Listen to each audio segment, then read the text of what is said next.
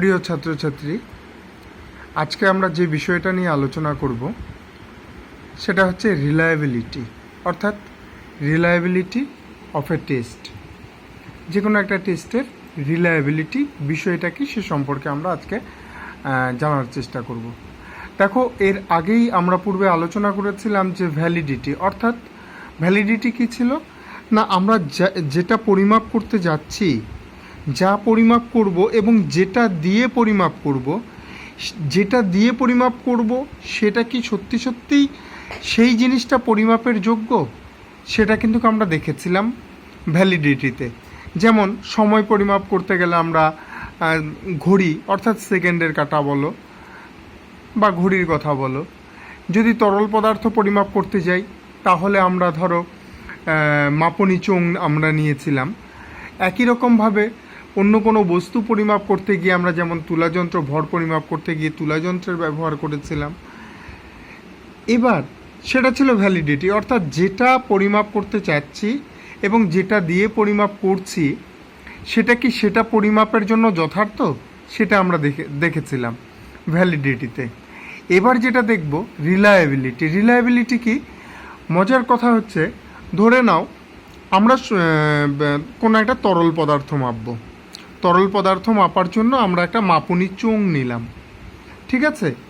এবার মাপনী চোঙটা নিয়ে আমরা পরিমাপ করে দেখলাম যে আমার সেটা দিয়ে একবার মাপলে পরে যা আসছে, ধরো 1 লিটার যতটুকু আসছে, অপর আরেকজন মাপলে বা আমি পরবর্তীতে আবার মাপলে দেখা যাচ্ছে যে সেটা পরিবর্তন হয়ে গেল, কিছুটা হলেও পরিবর্তন হয়ে গেল। যদি এটা হয় তাহলে কিন্তু আমরা বলবো যে আমার যে মাপনী চোঙটা নিয়েছিলাম সেটা কিন্তু রিলায়েবল নয়, অর্থাৎ বিশ্বাসযোগ্য নয়। তাই রিলায়েবিলিটি কি না, রিলায়েবিলিটি হচ্ছে যেটা আমরা পরিমাপ করতে যাচ্ছি এবং যেটা দিয়ে পরিমাপ করব সেই পরিমাপ করার যে যন্ত্রটা সেটা কতটা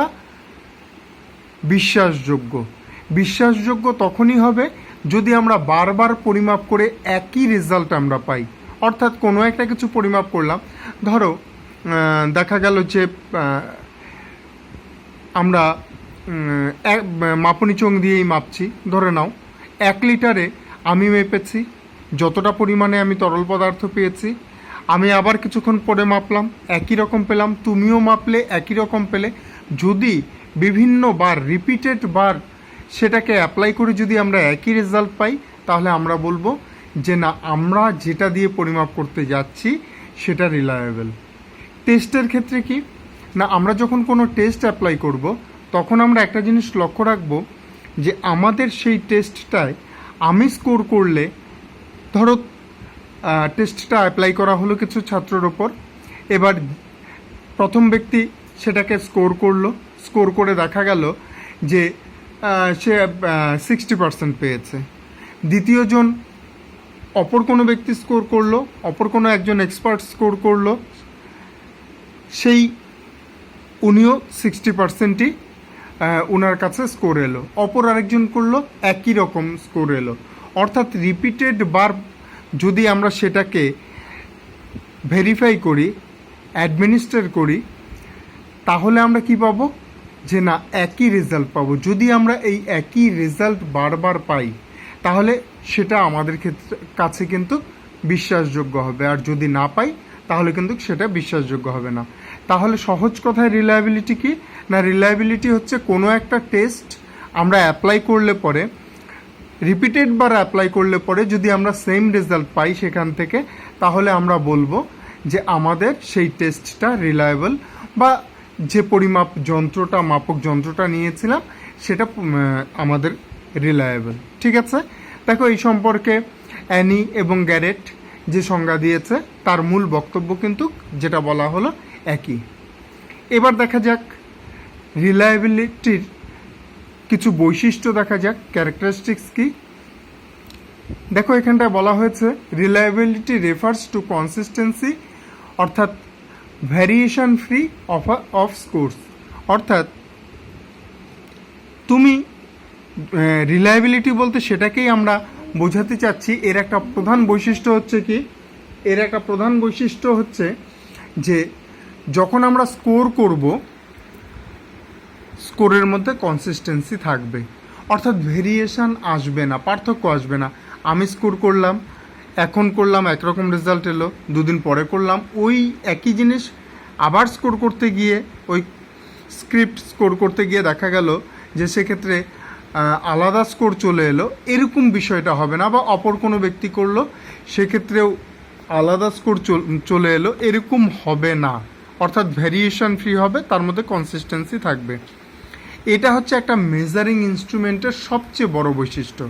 তার কারণ একটা মেজারিং ইনস্ট্রুমেন্ট সে যদি রিলায়েবলি না হয়, অর্থাৎ যাকে দিয়ে আমি পরিমাপ করব তাকেই যদি আমি বিশ্বাস করতে না পারি, তারই যদি বিশ্বাসযোগ্যতা না থাকে, তাহলে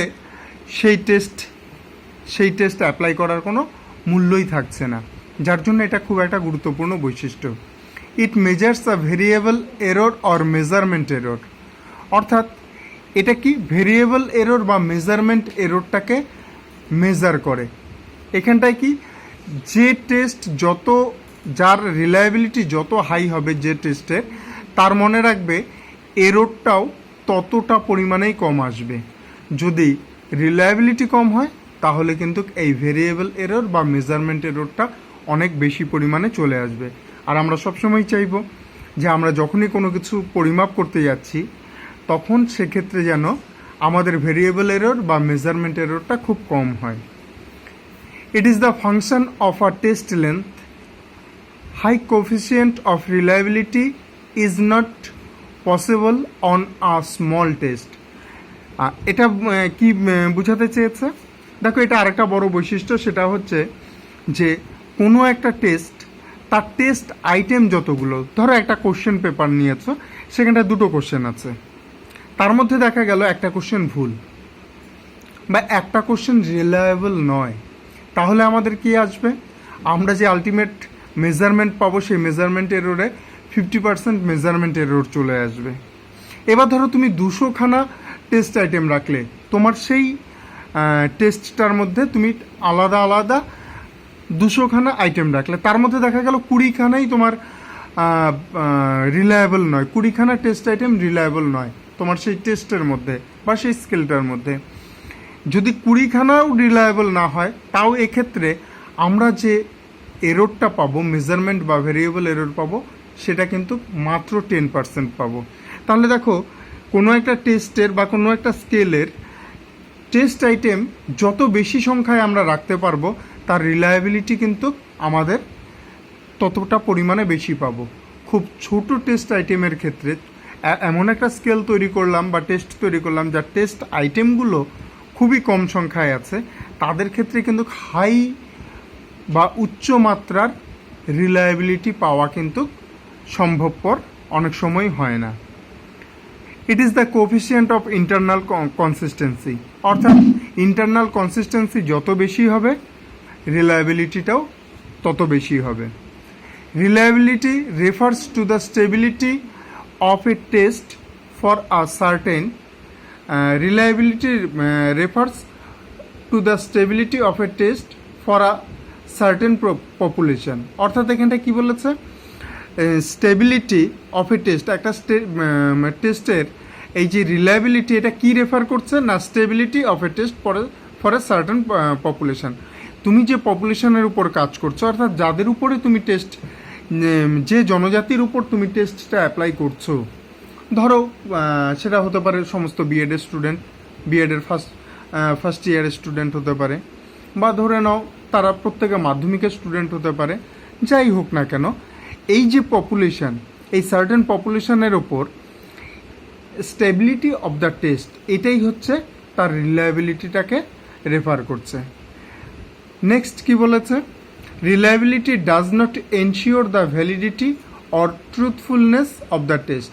এটা একটা মজার জিনিস, সেটা হচ্ছে কি, তুমি কোনো একটা টেস্ট হাই রিলায়েবল পেলে, এবার হাই রিলায়েবল পাওয়া মানেই তুমি কিন্তু বলে দিতে পারো না যে টেস্টটা কিন্তু 100% ভ্যালিড।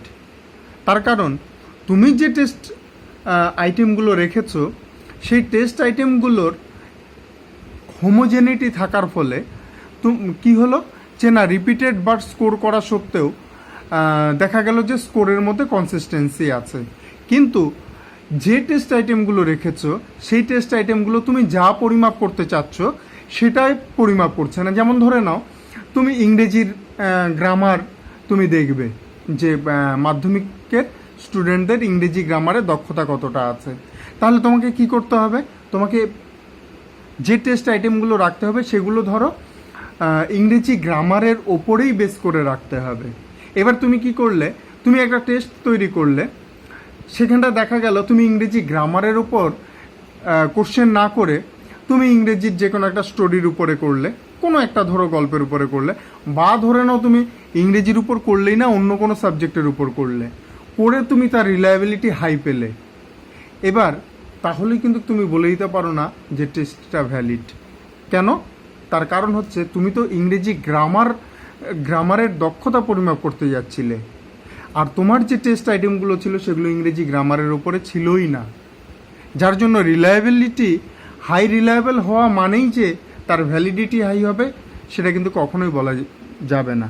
আগে ভ্যালিড হতে হবে টেস্টটাকে, তারপরে সেই টেস্টটাকে রিলায়েবল হতে হবে, তাহলেই কিন্তু আমরা আরও বেশি যথার্থতা পাবো। কি কি জিনিস রিলায়েবিলিটিকে এফেক্ট করতে পারে? এর আগে যেমন বলা হয়েছে লেন্থ অফ দ্য টেস্ট, অর্থাৎ কোনো একটা টেস্টের লেন্থ, অর্থাৎ কতগুলো তুমি টেস্ট আইটেম রাখছো তার উপর। যত বেশি পরিমাণে, যেমন আমরা এর আগেই একটা উদাহরণ হিসেবে বলেছি যে আমরা যত বেশি পরিমাণে টেস্ট আইটেম রাখবো আমরা রিলায়েবিলিটির পরিমাণটাও তত বেশি পরিমাণে পাবো। Next, homogeneity of the test, অর্থাৎ তুমি রিলায়েবিলিটি যখন পরিমাপ করতে যাবে তখন তুমি যে কোশ্চেনগুলো রাখবে তাদের যে কোয়ালিটি, সেই কোয়ালিটির মধ্যে যেন হোমোজেনিটি থাকে। অর্থাৎ তুমি ইংরেজি গ্রামার পরিমাপ করতে যাচ্ছ, তাহলে তোমার যেন সেই কোশ্চেনগুলোর মধ্যে ইংরেজি গ্রামার বেস কোশ্চেনই থাকে।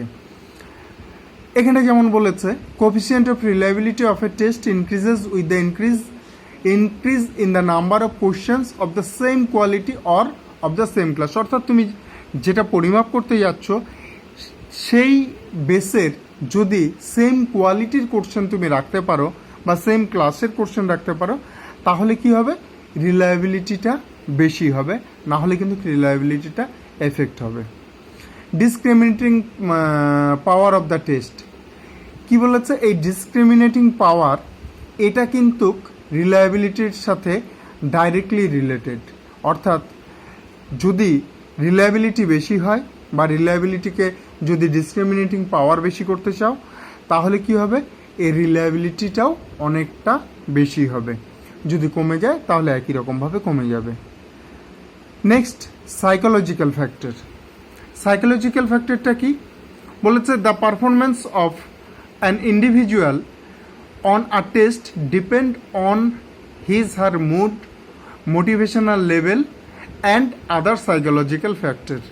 অর্থাৎ কোনো একটা টেস্ট তুমি অ্যাপ্লাই করলে, এবার যাদের উপরে অ্যাপ্লাই করলে, ধরো কোনো একজন স্টুডেন্টের উপরে তুমি অ্যাপ্লাই করলে একটা টেস্ট, এবার দেখা গেল সেদিন সেই স্টুডেন্টটার মুড নেই, তার মোটিভেশনাল লেভেল হয়তো কম, এবং তার অন্যান্য সাইকোলজিক্যাল ডিস্টারবেন্স আছে, সেদিন ছিল, তাহলে তুমি কিন্তু তোমার সেই যে টেস্ট আইটেম বা টেস্টটা অ্যাপ্লাই করেছো তার কিন্তু রিলায়েবিলিটি ঠিকমতো পাবে না।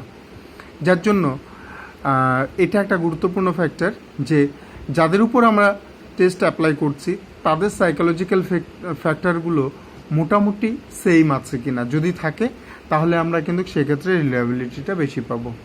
অবজেক্টিভিটি অফ দ্য টেস্ট, যত বেশি অবজেক্টিভ কোশ্চেন্স অর আইটেম আমরা রাখতে পারবো সেক্ষেত্রে আমরা রিলায়েবিলিটিটাও তত বেশি পরিমাণে পাবো।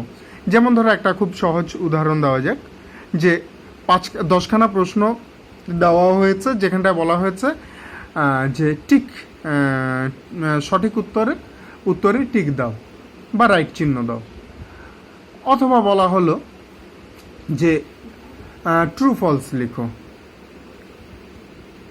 এই ক্ষেত্রে যেগুলো সঠিক উত্তর, যদি স্টুডেন্টরা সঠিক উত্তরে সত্যি সত্যিই দাগ দেয়, ধরো তুমি কোনো একজন পার্টিকুলার স্টুডেন্টকে নেওয়া গেল, তাকে বলা হলো যে এই 10খানা যে কোশ্চেন আছে মাল্টিপল চয়েস, এগুলোতে তুমি সঠিকগুলোতে টি লিখবে আর ভুলগুলোতে ফলস লিখবে, এফ লিখবে। তাহলে তোমার যে অ্যান্সার স্ক্রিপ্টটা, সেটা আমি যতবারই সেটাকে এক্সামিন করি না কেন, স্কোর কিন্তু সেম হবে। কারণ ধরো 10টা কোশ্চেন আছে, প্রত্যেকটার জন্য 1 নাম্বার করে, 10 নাম্বার আছে। তাহলে তুমি যদি 5টা সঠিক করো তাহলে 5 নাম্বার পাবে। এক্ষেত্রে আমি দেখলেও যে নাম্বার পাবে, অন্য যে কোনো টিচার দেখলে পরে বা অন্যান্য যে কোনো ইভ্যালুয়েটার সেটাকে ইভ্যালুয়েট করলে পরেও একই রকম স্কোর কিন্তু হবে। এবার যদি ধরো কোশ্চেন এই ধরনের বলা যায় যে আমরা একটা টেস্ট, কোনো একটা টেস্টের মধ্যে টেস্ট আইটেম এই ধরনের রাখলাম যে এটা বলতে তুমি কি বোঝো, কোনো একটা কিছু, যে এটা বলতে তুমি কি বোঝো বা তোমার এই বিষয়ে তোমার মতামত লিখো। এবার তুমি কি বোঝো সেই কোশ্চেনের অ্যান্সার করলে, বা তোমাকে অপর একটা কোশ্চেন দেওয়া হলো যে তোমার নিজস্ব মতামত দাও। এবার তুমি যে মতামতগুলো দিয়েছো সেই মতামতগুলো এবার আমি এক্সামিন করছি, ইভ্যালুয়েট করছি তোমার খাতাটা।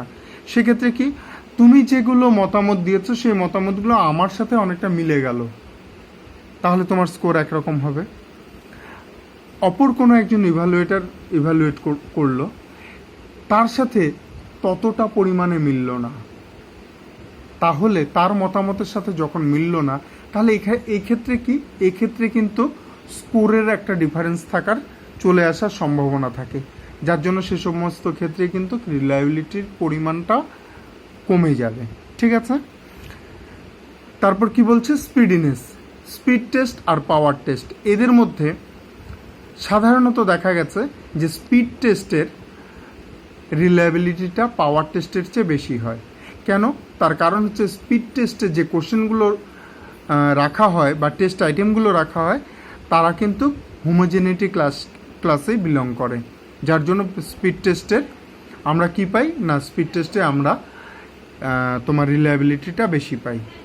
মেথড অফ এমপ্লয়েড, অর্থাৎ যিনি টেস্টটা অ্যাপ্লাই করছেন তার অ্যাপ্লাই করার ধরনটা কী ধরনের, সে কিভাবে অ্যাপ্লাই করছে, টেস্টটা কোন অবস্থায় করছে, তার উপরে কিন্তু নির্ভর করবে হচ্ছে তোমরা যে অ্যান্সার করবে বা যাদের উপর অ্যাপ্লাই করা হবে তারা যে অ্যান্সার করবে সেটার উপর। যার জন্য মেথড অফ এমপ্লয়েড বা এমপ্লয়মেন্ট, কীভাবে টেস্টটাকে এমপ্লয় করা হলো তার উপরেও কিন্তু নির্ভর করবে।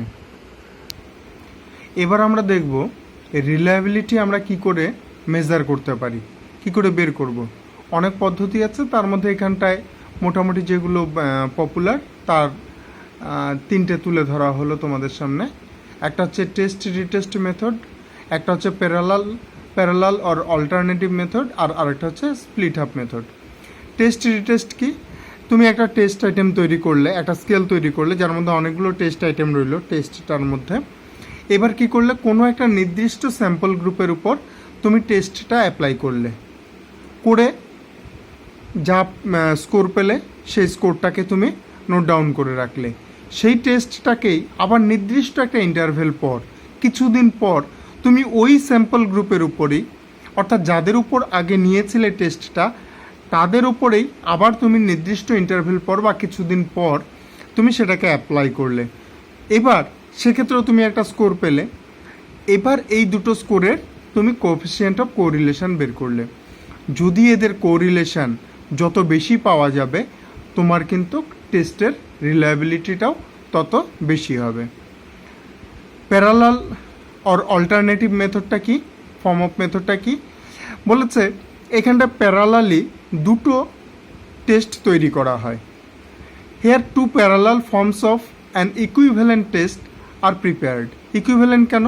কারণ ইকুইভ্যালেন্ট হতেই হবে, না হলে তো দুটো টেস্ট আলাদা হয়ে যাবে। একই বিষয়ের উপর যে টেস্ট তৈরি করলে সেই টেস্টে তুমি দুটো ইকুইভ্যালেন্ট ফর্ম তৈরি করলে, প্যারালাল ফর্ম তৈরি করলে।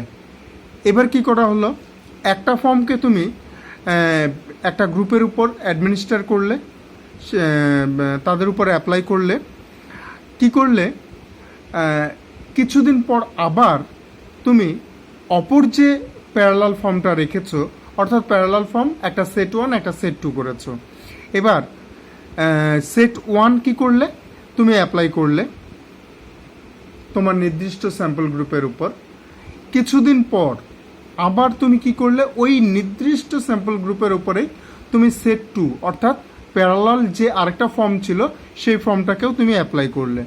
করে দুটো ক্ষেত্রেই যে রেজাল্ট পেয়েছো তাদের স্কোরগুলো নিয়ে সেই স্কোরের কোএফিসিয়েন্ট অফ কোরিলেশন তুমি বের করলে। যত হাই হবে রিলায়েবিলিটিটাও তত হাই হবে। নেক্সট কি, split half method. Split half মেথডে কি করা হয়, এখানটা একটা টেস্ট আইটেম তৈরি করলে, তুমি একটা টেস্ট তৈরি করলে যার মধ্যে অনেকগুলো টেস্ট আইটেম রইল। এবার এটাকে দুটো ভাগে ভাগ করা হয়।